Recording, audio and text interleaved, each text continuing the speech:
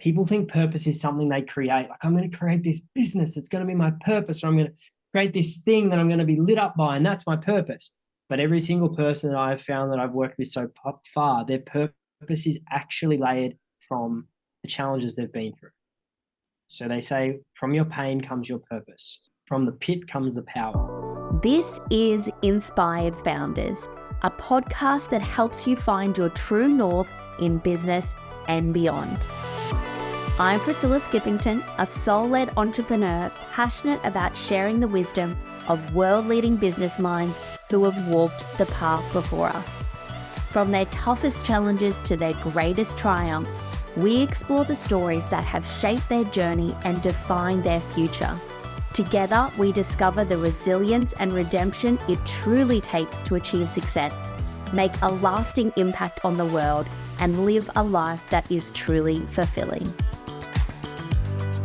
Hello, and welcome to another episode of the Inspired Founders podcast with me, Priscilla Skippington, and with our incredible guest today, Todd Jarratt, who is the identity mentor. Hello, Todd. You, how are you? I'm good. How are you? I'm ready. I'm excited. I'm pumped. Amazing. We've just come off the back of doing an event together last week, and you were one of my incredible speakers there. And I know how much you touched everyone in the room with your incredible story. And so I'd love you to share just a little insight for our listeners who weren't at that event, who Todd is, and a little bit of your story and why you're now doing what you're doing.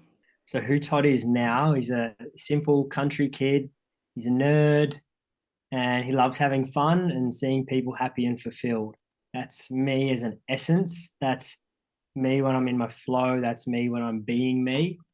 How that kind of came to be, and more like the story was I was a highly intelligent kid. I was labeled as gifted and accelerated in my years at school, and then finished up at school and went into uni and was studying there, and then moved up to the Sunshine Coast. I got headhunted to lecture at the University of the Sunshine Coast up here in human physiology. I'd been like ducks of like top of the school in primary school, high school, and uni. So I was always like the straight A student and was always the high achiever, the high performer. And that's what got me to USC and training athletes and consulting. And I eventually went over to Stanford University and coached in their Olympic sport program over there. And I got to bring back my learnings to Australia, and then opened an allied health mentorship program with physios and osteos and personal trainers and strength and conditioning coaches and exercise physiologists. Was my business, was TJT. And I was doing that while lecturing at USC and training and consulting with athletes. And I started to notice my health going downhill. I'd been hospitalized in 2016 with what they call like an acute bout of colitis, which we didn't really know what it was at that point.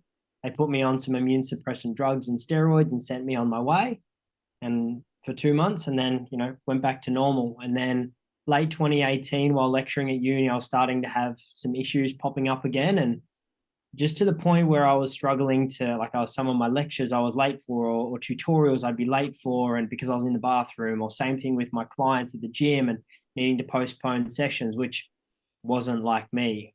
And I went and saw some specialists, and they said, look, we'll put you on the medication. I said, look, I'm not really a vibe with just medicating, and I feel like there's some other things going on here. And long story short, I was on a roller coaster of in and out of hospital and medication through most of 2019 until late 2019. I had to basically pull back on my business. I'd stopped lecturing at the uni. I'd stopped training most of the athletes. Everything would sort of strip back because I was really unwell. I was eventually told when I was in hospital in September 2019 that I had potentially 24 to 48 hours to live.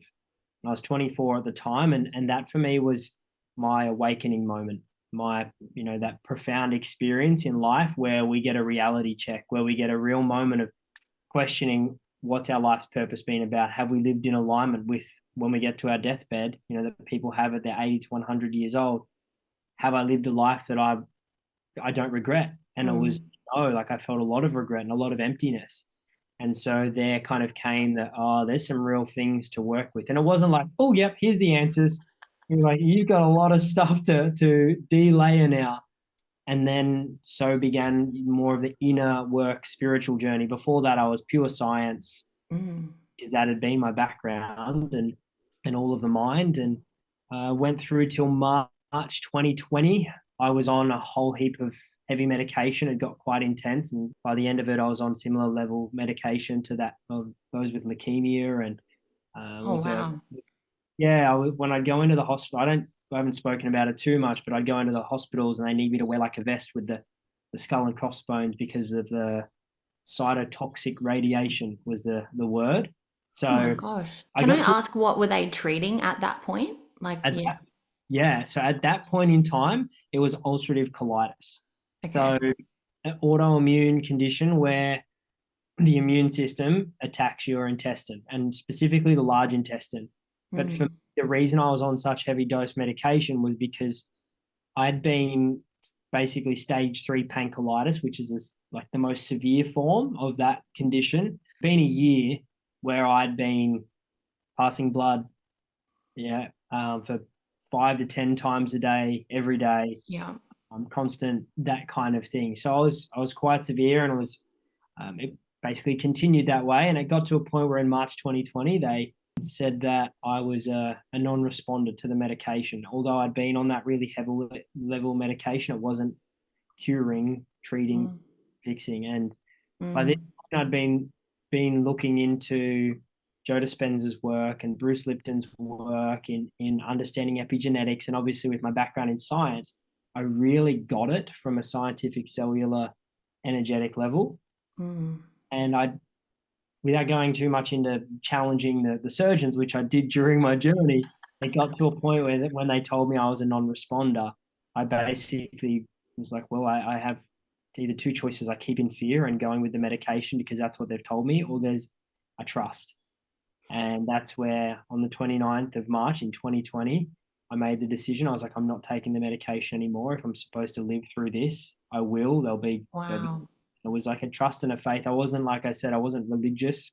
It was just a faith in God. It was like, I'm supposed to, I Yeah. will.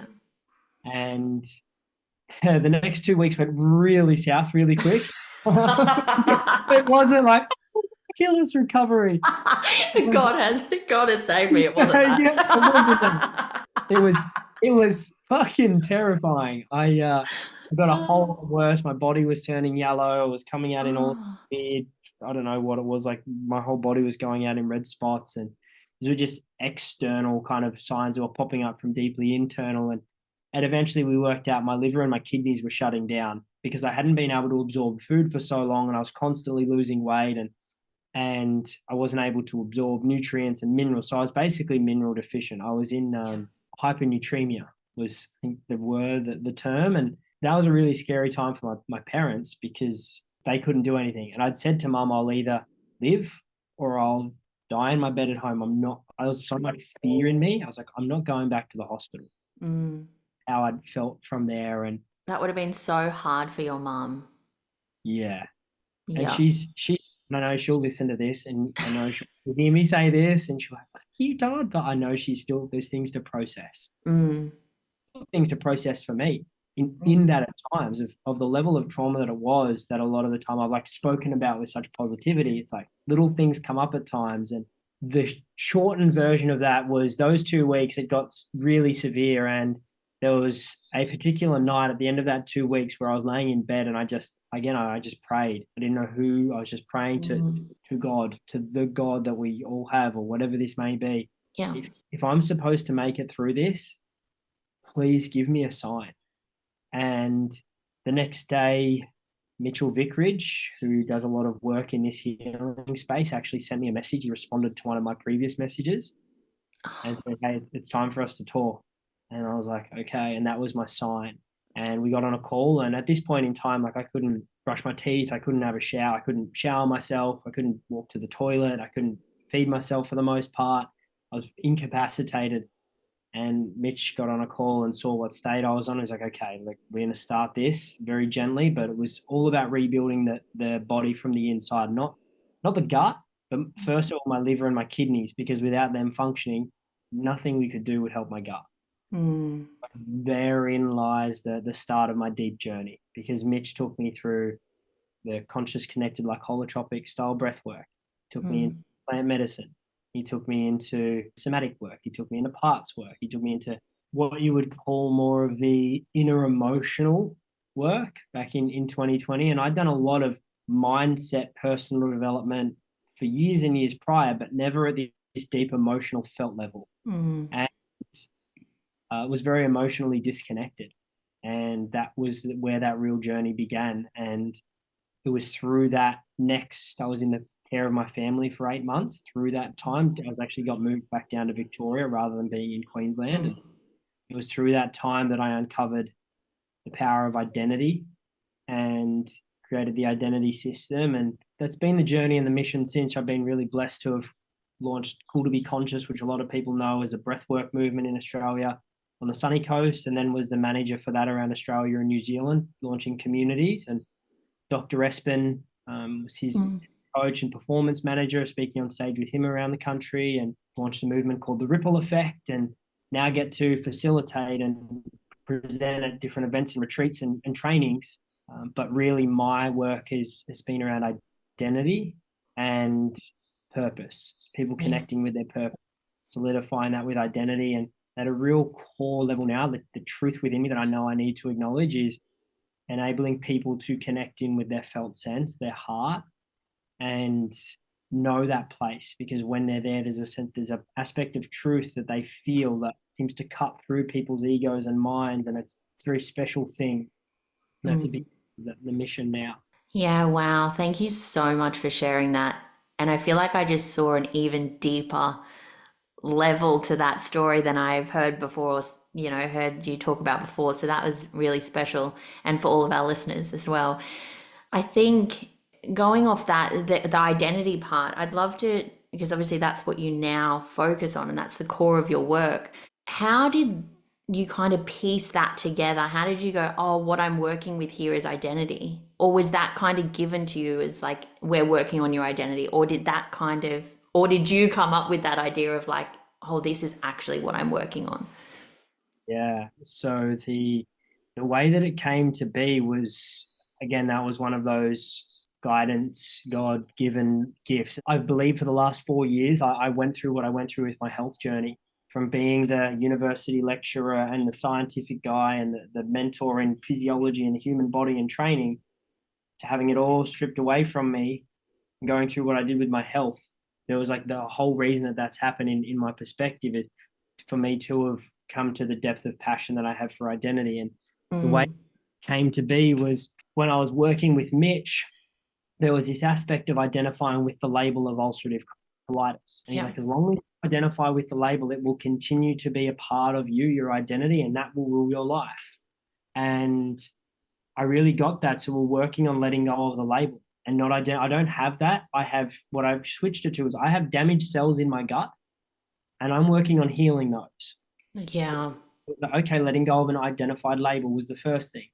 Then it was like later on, there was this part of I'm healing, I'm healing, I'm healing, I'm healing. And then eventually Mitch goes to me, beautiful. When are you ever going to be healed? When are you going to be healthy? And so therein lies like another label or an identification. And so through that journey and through that period of time, there was an awareness that with all the personal development work prior, we work on our actions or a behavior like our habitual actions. We work on our beliefs, limiting beliefs into empowering beliefs. So we may look at our values and alter the priorities of our values. And I was looking at my life, knowing all of these tools and all the work that I'd done, and I've gone, my whole life is basically flipped on its head. I don't know who I am. I don't have my career. I don't have my friendship circle. I don't have my health. Really, all that's left to me, I didn't know identity at the time, but all that's left to me is I'm in the care of my family, and there's a place that I rent on the sunny coast. Like everything else had been stripped away. Yeah. Really who I was a guy that trained in the gym 6 days a week, mentored in the gym, lectured at the uni. All of his friends were based around that space, and all of that had just been stripped. And so when I realized that my whole life had flipped, but I hadn't changed my values, beliefs, behaviors, or actions, there was this part of me that kept coming up of like, how? How is that possible? Because that's how we shift. That's where we do our work from. I just kept coming back to this, like, who am I now? Like, I'm laying in my bed, I'm on this healing journey, but I can't really walk. I've got 3 hours of energy in me in the day, and that's it. Like, who am I? Who am I going to be? A lot of fear of the future, of, am I going to be on Centrelink support payments for the rest of my life because I'm incapacitated? Like that, there was so much fear around my future.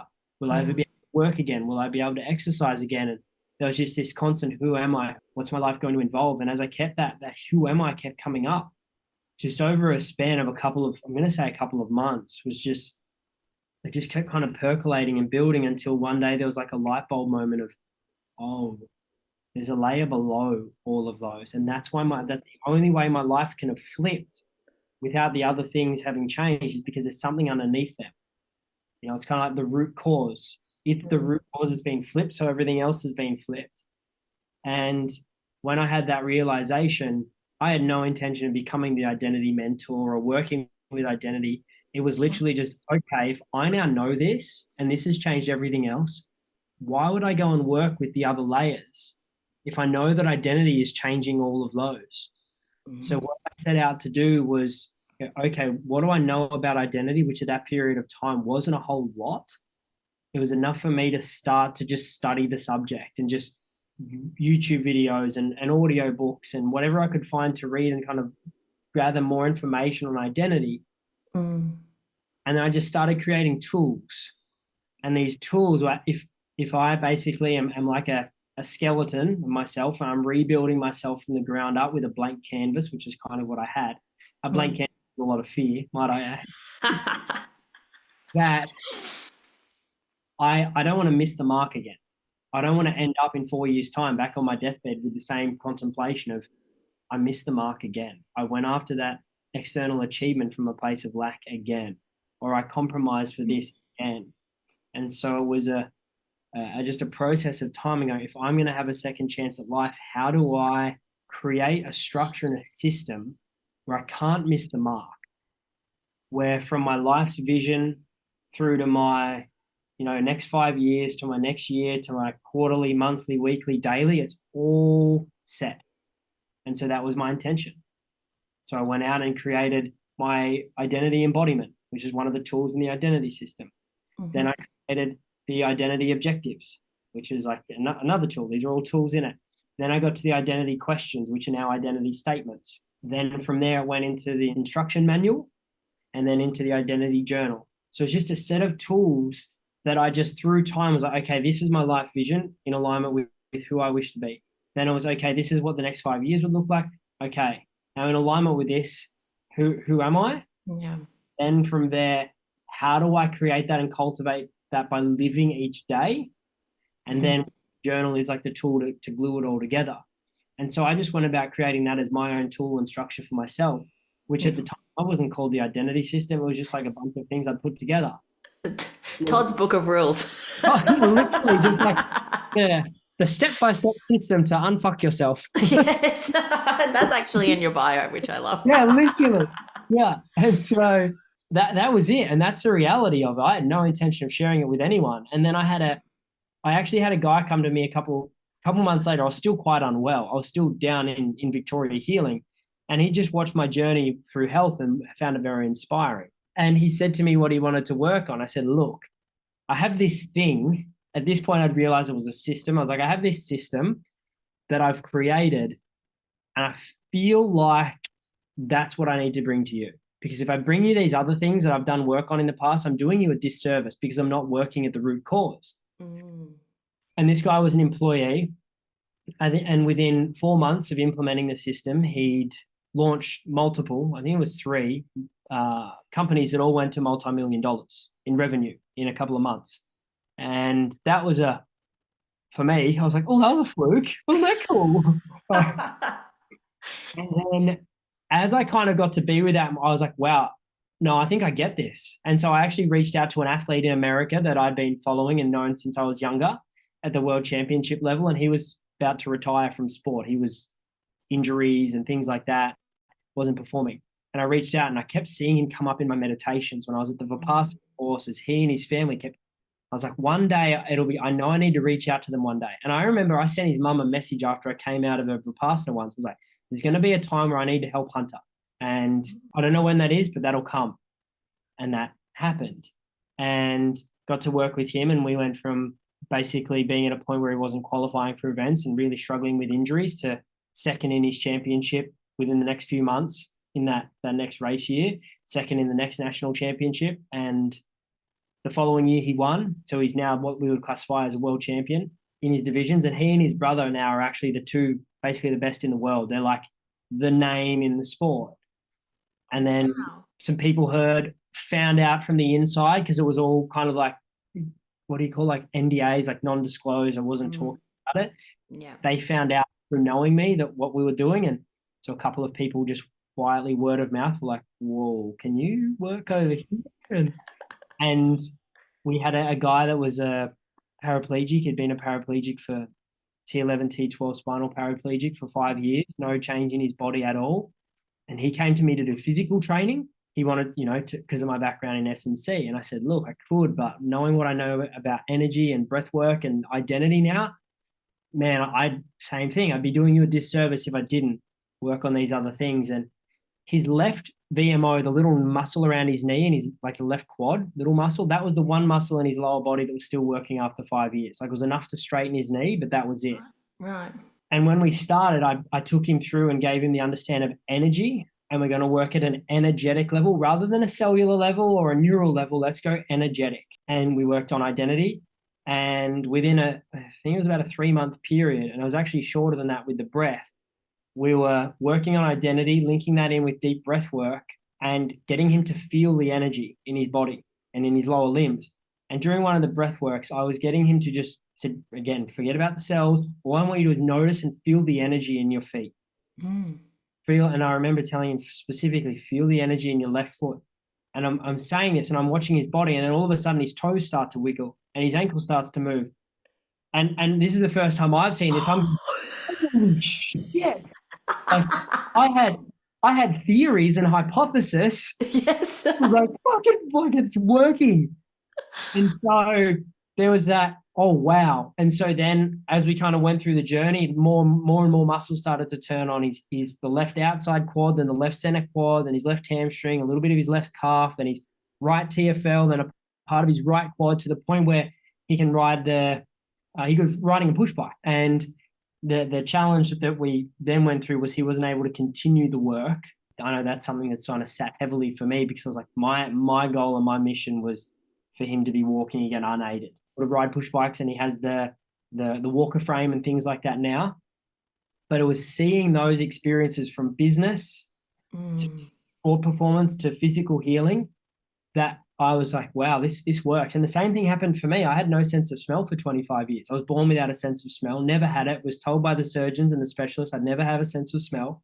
And when I was healing my gut and was going through this discovery of identity, it was like, well, if I can heal myself from death's door without the medication, against the medical system's beliefs, I'm going to get myself a sense of smell. And within 3 weeks, I started smelling. 3 weeks. Really? Yeah. Yeah. So I give the analogy of, imagine you've been blind your whole life. All you've ever seen is black. And then within 3 weeks of doing this work, you start to see. You start seeing everything around you, like colors, the shapes, the textures of light. Like that's where I truly believe in our body's capacity to heal. And although I work with identity, there's still a passion because of what I've lived. Yeah. But this is where I bring in identity to it, because who we are then, determines what we're able to create or not create. Yeah. Oh, that's amazing on so many levels. And I love it so much because I talk a lot about, with my clients and, different things I do, I talk a lot about magic. And and because there's been certain moments in my life, and I've not been on death's doorstep like you, but there's been certain, trauma or different things in my life, experiences, where there's no other way to explain it sometimes. We can talk about energy and we can talk about the things, but until you actually see the evidence, it's just mind-blowing. There's literally magic and miracles everywhere if you're willing to look for it and find it. And so, that paraplegic story, I think that's testament to that we're capable of really anything, and we do have support from whatever that is. Like you said, I'm not overly religious either, but I'm very much a believer in source, God, whatever is there, because other things just can't be explained any other way. Yeah, yeah, it's wild. Like there was a, you know, when we talk about auras and energetic fields, Mm. experience I had, and this is actually where I got the athlete that had been through the physical injury, that had the paraplegic, Mm. for me to really get his buy-in, because again, like, to understand energy, it's kind of like I can't just talk about it. I had an experience at one of the Vipassanas I sat. I actually think it was the third Vipassana I sat. And Can you just touch on what that is for our listeners, by the way? Because some will know and some will definitely not. okay, so a Vipassana is a 10-day silent meditation retreat where you meditate for 8 to 10 hours a day. And outside of that, you're in pure silence. There's no phones, there's no reading, there's no writing and journaling, there's no exercise. You basically wake up, you meditate, you walk back to your room, you sit in silence, you eat food, and that's it. Mm. It's the intention is purifying the mind to get to a deep level of mindfulness to then be able to connect to the reality of truth. You know, like Buddha talks about with enlightenment, that experience, and get closer to that within ourselves as laymen, as, you know, not monks. Mm. And they're profound. They are truly profound experiences. And the more that I've done, the more intense and incredible they have been. Mm. And recommend them for everyone. Mm. There's some experiences in life you can't get elsewhere, and you won't get other places where you can be in pure silence for 10 days, where your food's provided, where you don't need to think about anything, and there's no noise around you because you're hidden away in like a retreat space. Mm. Anyway, at this center, there's a big pagoda, and it's a special building. It's a temple, gold plated. It's phenomenal, but only the masters, the teachers of Vipassana are allowed to sit in there. You know, the students don't sit in there. And this particular course I was at, the international teacher had come from overseas. And so all of the other regional and like national teachers came for that same course. But each day they would sit, when we would sit in the students' hall, they would sit in the pagoda and meditate. You know, when we talk about like meditation, we get to this state of calm and peace where just through that calmness, the contractions and the fears and everything let go, our aura or our energy and peace, love expands. And I still have the video today. About 5 minutes after we finished our final sitting on the 10th day of our Vipassana, when we're allowed to have our phones back, because it's kind of like integration time before we go out into the world, Mm-hmm. a student had their phone. He was just taking a 360-degree video of like around the center, and he got to the pagoda at the end. And the pagoda you just look at in awe. And he just stood there and just filmed the pagoda for like, it would have been about a minute, and then stops the video. And he thought he noticed something, so he went back and watched the video, and he was like, "Oh wow!" And so he brought it over. He said, "Watch this." And you can literally see in the span of a minute, and I've actually presented this before in some of my courses to show people energy. There's just this expansive, let's call it an aura, or Mm-hmm. just, it's like, it looks like smoke and cloud surrounding this building. And there's other buildings in the video. And over the span of this minute, after all of the teachers, the masters have left this space and walked out, he's filming it. And over the span of a minute, this aura just slowly contracts, slowly contracts, slowly. The lights, it contracts into the lights, it contracts into the building, and then it just slowly comes in, and then it looks like all the other buildings. But the lights on the other buildings hadn't changed. Nothing in the other buildings had changed, but Yeah, this wow. one building. And it's like something that when you see it, you're going, "Oh, fuck. Yeah. I can't unsee that," because you see everything else remains the exact same, but this pulls in. And that was for him where he was like, "Oh, this energy stuff, like that makes sense. That's wild." Yeah. Yeah. How incredible. Another great story. Yeah. You're full of them. So I know that a big part now of the identity system is the purpose. You know, you said you really can't push forward with your identity unless you have a driving force behind it and you have the purpose behind it. And I'm a really big believer of this too. So talk to me a little bit about how does someone who's stripping away the layers, who's getting really connected to who they are, they're doing the work, they're probably going to employ you. Yes. What's the next step to go, well, how do I discover my purpose? Like, what am I actually here to do? So I have a tool.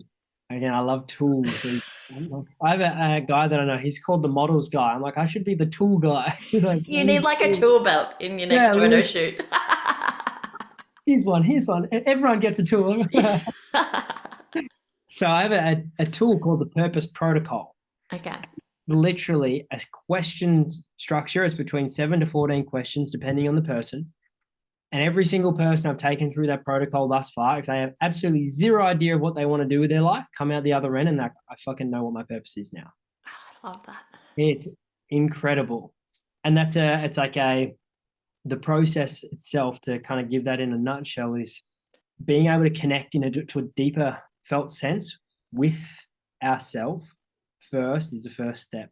Then the second is to go through and answer these set of questions from that felt sense, not from our head.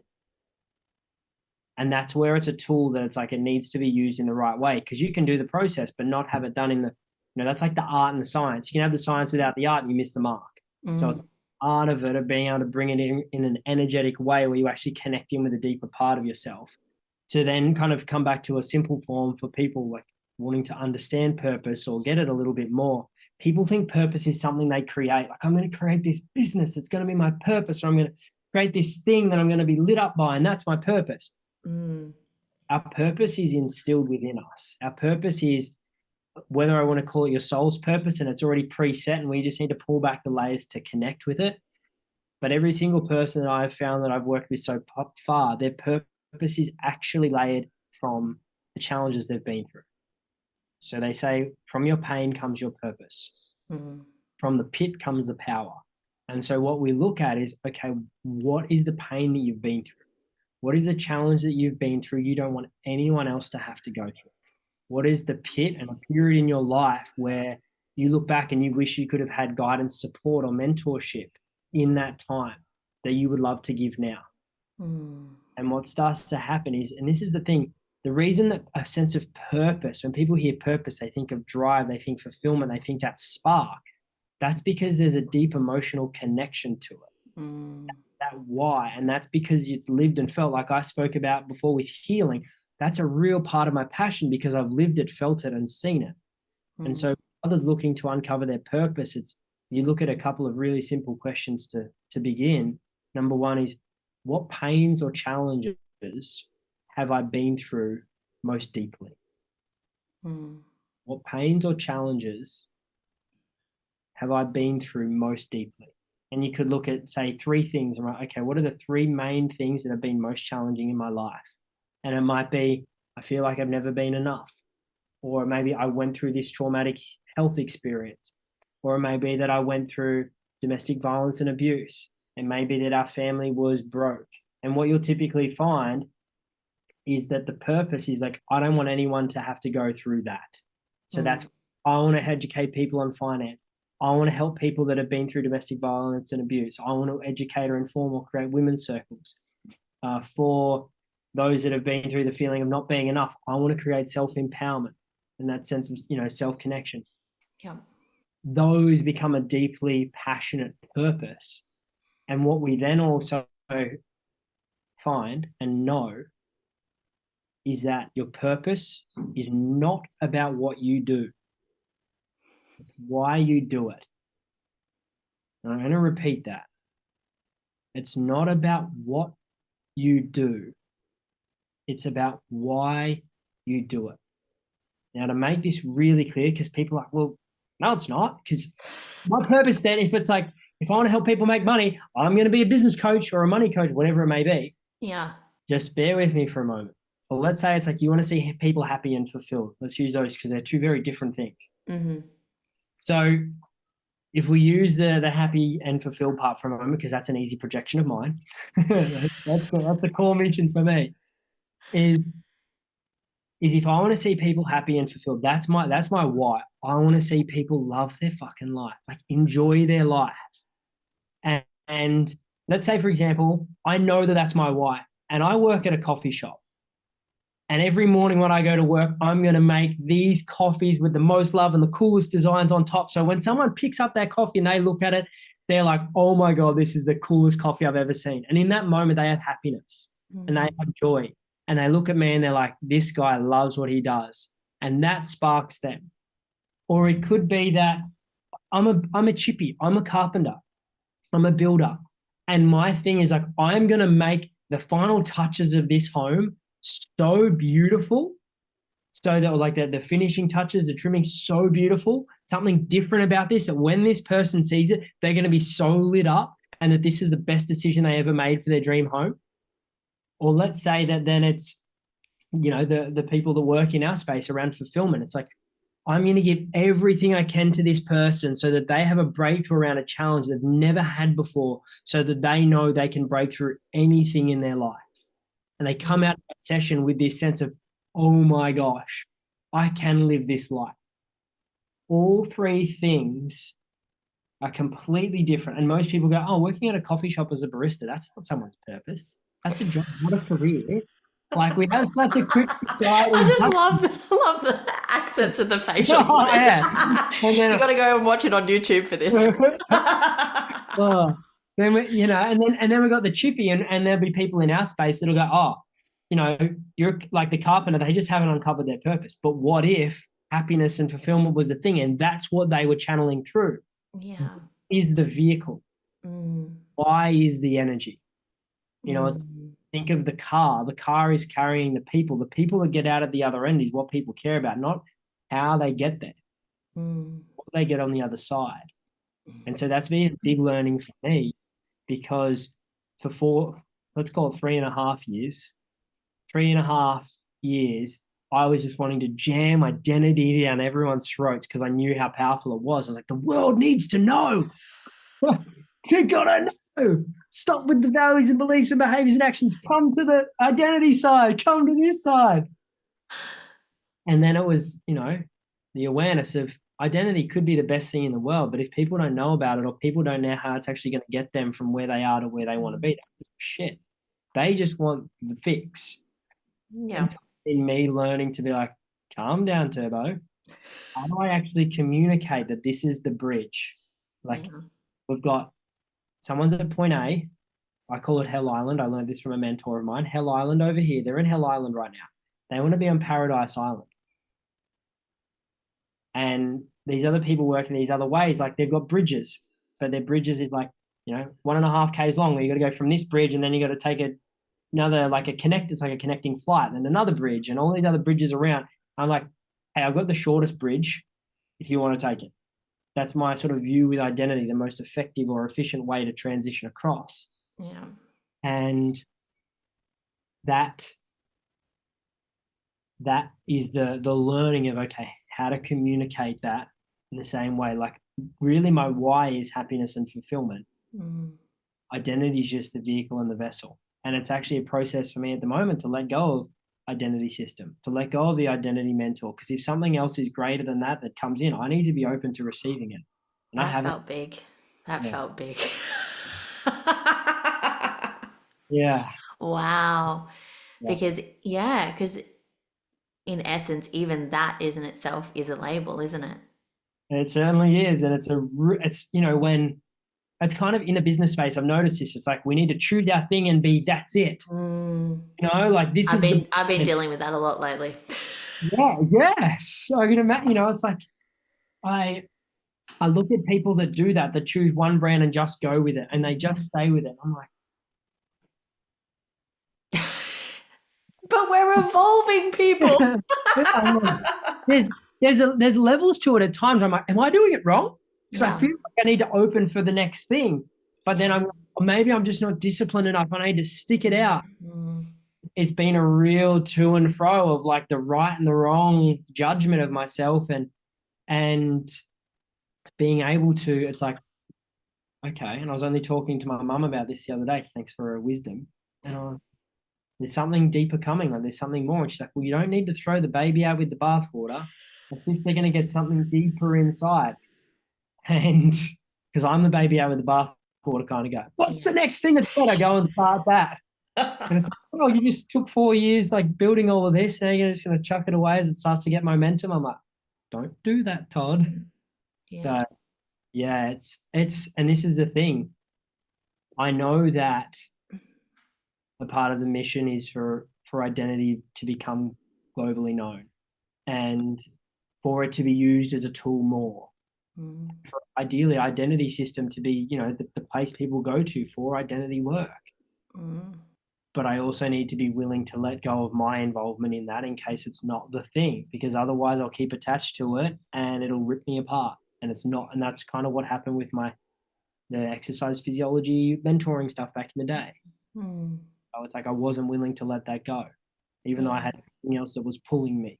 So yeah, I love that. And like I said, I can resonate so deeply with all of that, for so long. I shared a little bit of my story at the event, but I've been known as the branding guru or the graphic designer, and I labeled myself, and I was one of those high achievers as well. I was always striving for the next thing. I never stopped to really celebrate.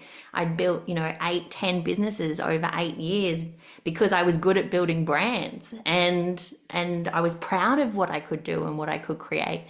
But through that, and especially over the last 18 months, 2 years, which is why Inspired Founders has been born, is that I was creating all of these things, all of these identities that, yes, they feel part of me, but it wasn't all of me. It wasn't that underneath part of who Priscilla is. And to be completely honest, I'm very much the same as you. People call me, oh, Priscilla, you're such a light, like you bring so much joy, which is so sweet. Sometimes I don't see it myself, but honestly, underneath it, that's it. I just want to bring happiness and joy to everyone. And I want everyone to be able to feel that. And for a long time, that came through building them a brand that could make them feel confident and make them feel happy and professional. And so there'd be part of me that would be fulfilled through that.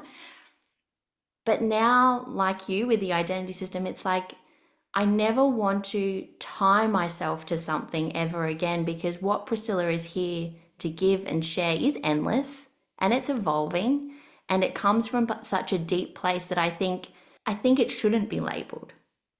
I think it can't be labeled, which is a whole thing in itself. And I think Inspired Founders is I've said it's my endpoint, but I think it's an evolving endpoint. yeah. It's like when I hear Inspired Founders too, it gives space for what can come from that, because there's so many ways that can be expressed or received. And that's, I was just talking the other day to one of my mentors around what if I let go of the label of the identity mentor and it's just Todd Jarratt again? What does that open me up to, in the longer term? So even then, and this is where I share like the realness of leading the journey and also being on the journey. Part of what I say is I walk beside people.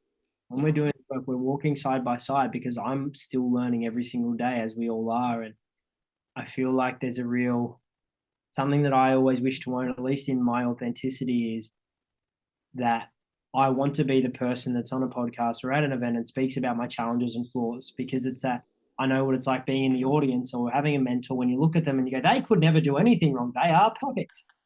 And that's been dangerous for me in the past, because then I've actually sought perfection, and I'm a seeker. I'm the person that finds it, and I just go, I will seek the perfection. And that's a powerful trait and also very dangerous. Like being in my head at times. Woof. Yes. I get it. Yeah. Yeah. So it's the acknowledgement that even those that are listening, like, oh my gosh, I want to do identity work, and this guy must have it all sorted and he's the identity mentor. It's like, whoa, like I've created it, have learned a lot. My intention is to be the expert, but I'm still learning and embodied. And that's where I love Brene Brown. Courage, vulnerability, that's her thing. And she literally gets up and talks so much about her shame. Like, oh, that's an embodied human. Yeah. And I love that so much. And Mm. that can be a challenge too. I know that, like, when we want people to be happy and fulfilled, if that's our thing, then at times think about, oh, I don't feel happy and fulfilled today. Oh, fuck, I can't do my work. I have that. I'm like, I can't show up and go and present today if I don't feel good, if this is the message that I'm, Mm. oh, and there's been a lot of grappling with that too. And that's where I talk a lot about the heart and love.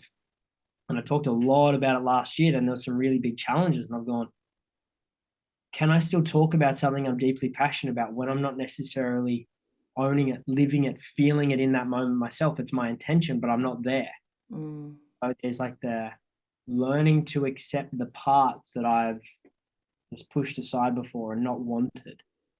And yeah, there's real depth in that. And with that will come more of the joy and the happiness. That's right. Yeah, absolutely. I love all of it. I love our conversations, Todd. Thank you so much for joining us. And I really cannot wait for everyone to listen to this. There's just so many nuggets of wisdom and learning, and just to hear your resilience and where you've come out on the other end is just so inspiring. Hence why you're on Inspired Founders. So thank you so much for joining me today. I've really enjoyed it. Oh, absolute pleasure. Thank you for having me on. Thank you so much for tuning into this inspirational story. Lucky for you, the inspo doesn't stop here. We have an Inspired Founders Facebook community, a space created just for you to learn, listen, and ask questions from our inspired founders themselves. This unique community is designed to uplift and motivate you to take actions on your own stories and dreams. You'll find the link within our show notes. We can't wait to see you in there. This is a Guide Your Light Network production, creating podcasts with purpose.